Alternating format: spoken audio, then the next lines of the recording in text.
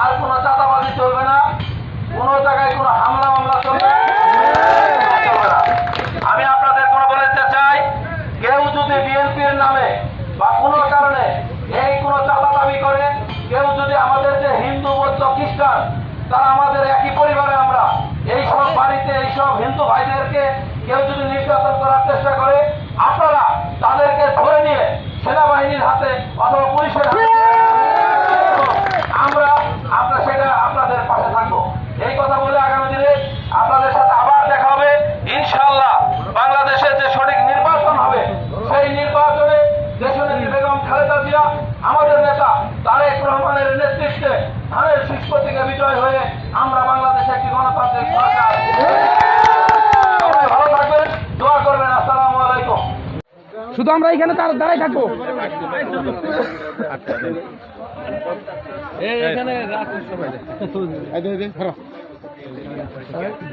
আমার একটা দেশ